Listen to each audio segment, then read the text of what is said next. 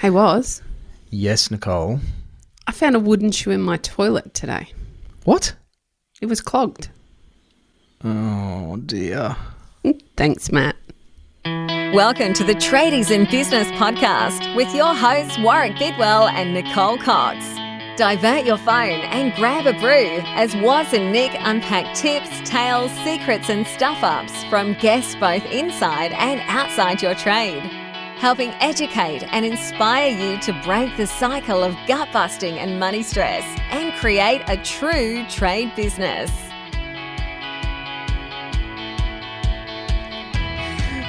Howdy, listeners, and welcome to Two Idiots Recording Stuff on a Podcast. Ably enabled by Matt the Enabler. Matt the Enabler. Matt has many names, doesn't he? The Matador. Matador. On a Saturday night after a couple of beers, the Matterhorn. Yes, and he has lots of metaphors. And I don't have anything other than maybe some Wazisms, but they're not quite as funny. Actually, they're not funny at all. Oh, Those are but your deep and situational meaningful. jokes are hilarious. Well, I was chatting with someone recently about whether we should talk business in the session, and you weren't there and his wife wasn't there, so what could possibly go wrong? Two men on a Zoom call for an hour. And he said, yeah, like we might just spend the whole hour talking about footy. And I probably not. I'm not much of a footy aficionado, Coxie. And then it got me thinking that I don't really have the leggies for footy. And that's about the best I can do on a Friday morning. Look, I really appreciate your little dad jokes that slip into our conversations, particularly the ones with new clients. And I can see them kind of looking, they get the hairy eye on, and it's, what's going on here? Is that funny? Should I laugh? Some people laugh politely, I think. Oh, they do, but they are choose a funny. polite laugh. They're very funny. They keep me entertained throughout my day. Which is a reasonable Chucky Norris segue into a choice about responding versus reacting, Nicole. Nice segue, Warwick. I like it. I'm down to business here today. You are. You're on. Let's do it. Let's do it. So we were doing some episode planning this morning, which I timed it, and it was 79 seconds. And we managed to plan 5 episodes in that time. We did. We've planned quite a lot, haven't we? I'm proud of how quickly we can plan when we do actually plan.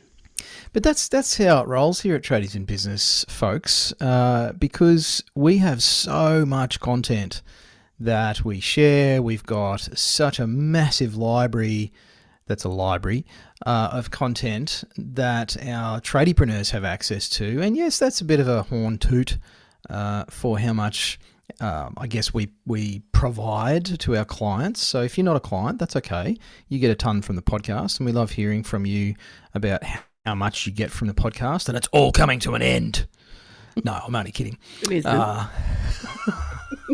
was my best attempt at entertainment, Nicole.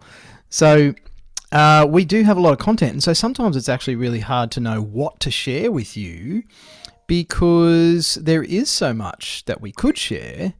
And so sometimes I'm getting the "your internet is terrible" head No, shaking. you're getting my phone is going ding, ding, ding. I didn't put it on silent. My embarrassed shame face. Right. I couldn't tell the difference between that one and the "was your internet has gone to putty again today." No, your internet's doing great today. Which is, well, that's good because there's no wind, there's no rain. It's a little bit of cloud. So hopefully the signal's bouncing off my big ears and focusing in onto the Wi-Fi box. It's working. Great. So we're going to talk about responding versus reacting today. It is an emotionally charged time of year. I was feeling pretty shit this morning, discussing arrangements for Christmas with exes and kids and that sort of stuff. So for any of you who go through that every Christmas time, I feel you, and I know Coxie does too, because it can be a very challenging time of year when we're all supposed to be doing the happy family thing, and it's probably quite the opposite of that for many of us, unfortunately. And so, I was feeling a bit flat this morning. I went for a walk around the paddock and I swore at the cows, and Made sure not to electrocute myself on the electric fencing because that would have made me even angrier. And it does require quite some willpower or discipline to step out of the wallowing around in that heavy emotion sometimes, whatever the scenario, and actually step back out into the light and see the good things that are around us. And I know I find that challenging, Coxie. I know you're a gun with this. You're just like Ice Queen. You don't feel anything, do you? That's not true. We can go with that if you like. Well, that's my problem. I can pretend I don't, but I'm a deep feeler. But it can be a really crappy time of year. Everybody's emotion charged, and everybody carries their own personal stuff that they have through this time of year into all of their interactions. So that means you as a business owner, not only are you coping with your own emotions, you're coping with your team, coping with your clients that you run into, your suppliers. Like there's a huge amount of people that you're running into every day whose emotions are rubbing off on you one way or another. You can't prevent it. But it also means that there's a lot of flashpoints. There's a lot of pressure. There's a lot of opportunity for there to be the reactions rather than taking the time to actually respond rather than react. It can be really challenging, and I'm not particularly great at keeping myself in check if I'm feeling particularly emotionally charged either. And I don't think there's, a flick a switch moment, or it's as easy as making a choice. It's a long practicing, it's a long doing time and time again exercise for you to develop that muscle, because it's a muscle very much. And it's not an easy task to do, particularly at this time of year when we're all feeling a bit hassled, stressed, overwhelmed, exhausted, emotional.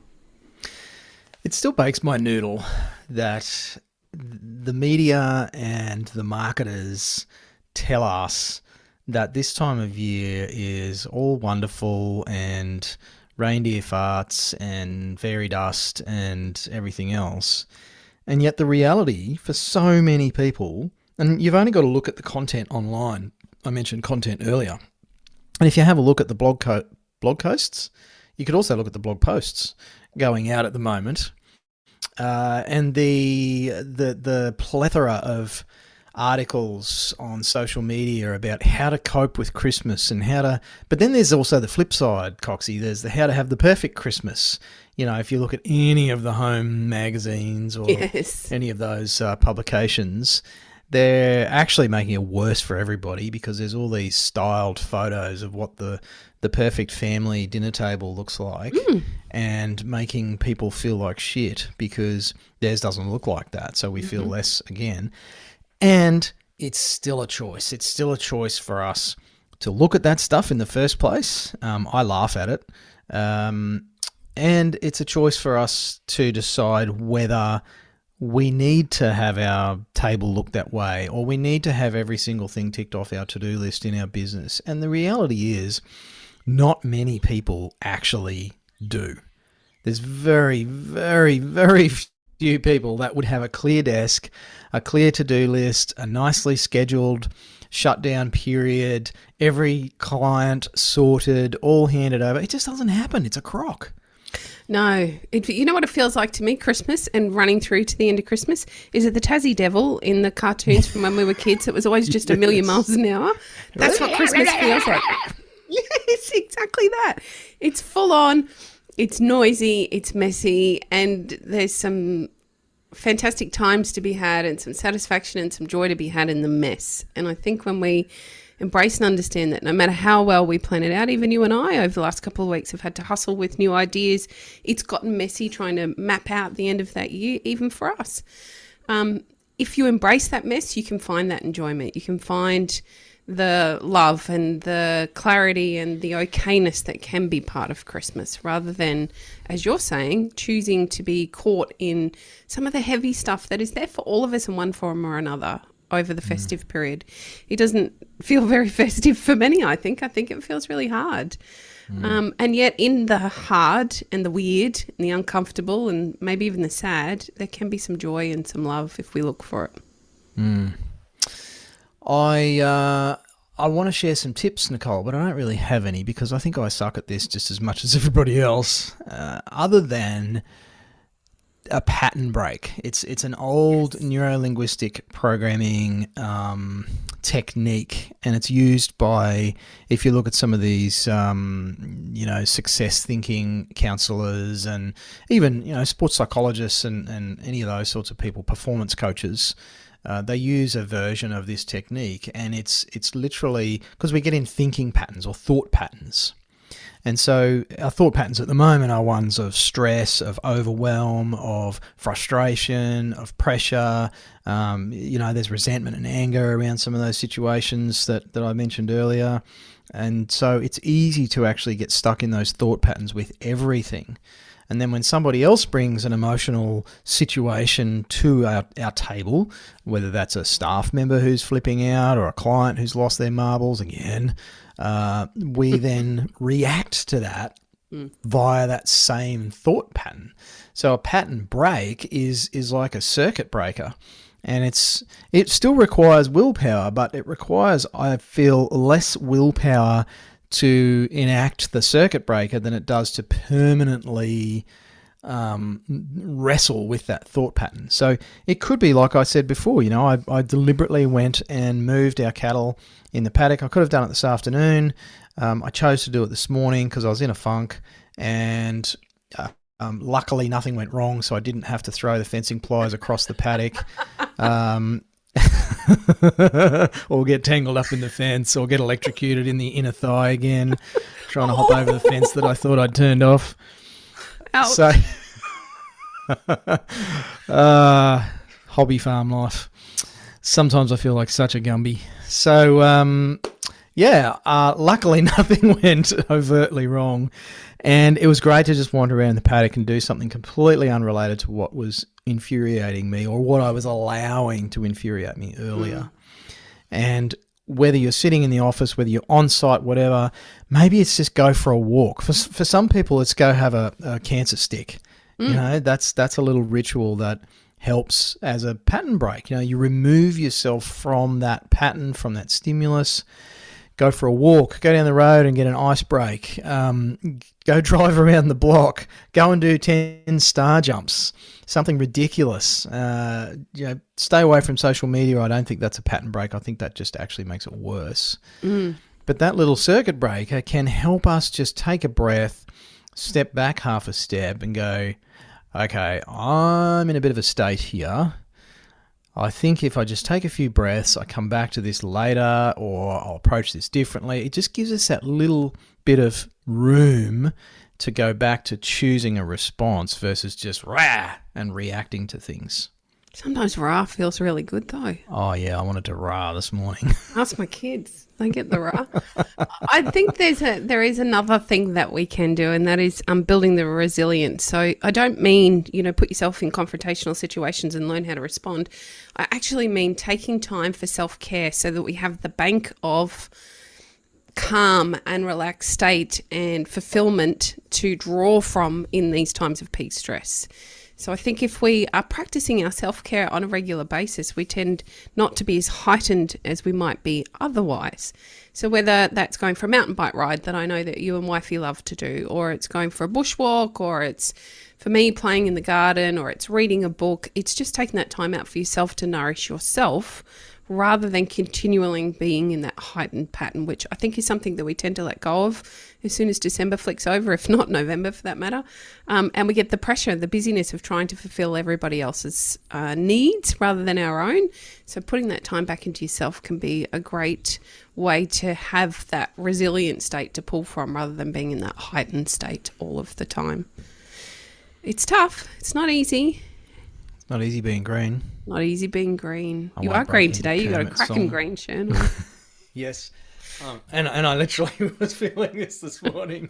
For our listeners, they can't see my funny T-shirt. I want to be the funny T-shirt guy, but no one can see them on Zoom because the screen it is a problem, isn't it? It's too small, or I'm too big. My chest is too big. That's what it is. It's those guns, Waz. See, it's all about your perspective. It is about you. Is the screen too small, or am I just too jacked?